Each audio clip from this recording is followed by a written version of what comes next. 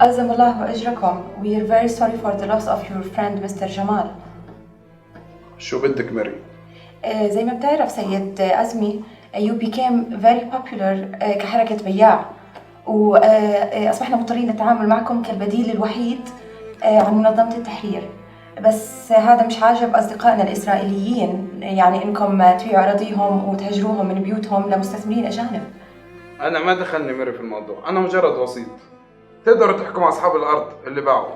أدون عزمي، انتوا كيف شو دخلكم؟ انتوا بتلعبوا بالنار حبيبي. انتوا بتبيعوا بشكل غير قانوني أراضي سلطة فلسطينية ومستوطنات لدول عربية وتركيا. وأنت شو دخل أبوك بالأراضي اللي تابعة للسلطة الفلسطينية؟ هاي أراضينا، إحنا بطلنا من إياها، بعناها عادي. مستر أزمي no need for tension here. انتوا كحركة بياع بهمكم أكيد الفلوس، وإحنا بنقدر نحل لكم هالمشكلة. لا لا لا لا لا لا، بهمناش الفلوس. إحنا تبرعنا بكل فلوس الحركة للفلسطينيين اللي باعوا واللي ما باعوا. هنروح جمال الله يرحمه. إحنا هدفنا شيء تاني، خلينا نشرح لكم الوضع بالضبط. إحنا صارنا 60 سنة تقريبا بصراع مع الإسرائيليين، مزبوط؟ والعرب والعالم شو عم بيعملوا؟ عم بتفرجوا علينا. إحنا كحركة شو عملنا؟ إحنا قررنا نبيع فلسطين للوطن العربي وللعالم عشان يصيروا هم أصحاب الأرض. مش فارقة معنا بصراحة، يعني تكون معنا ولا معهم. إجا دورنا عشان نطلع ونتفرج عليهم من برا.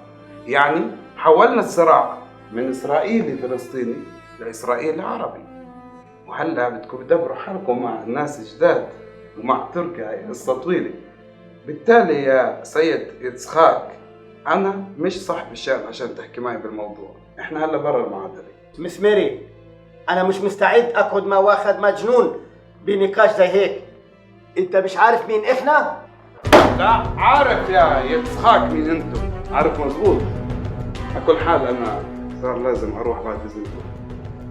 في عندي شرة محرس للقدس الشرقية، إذا معنيين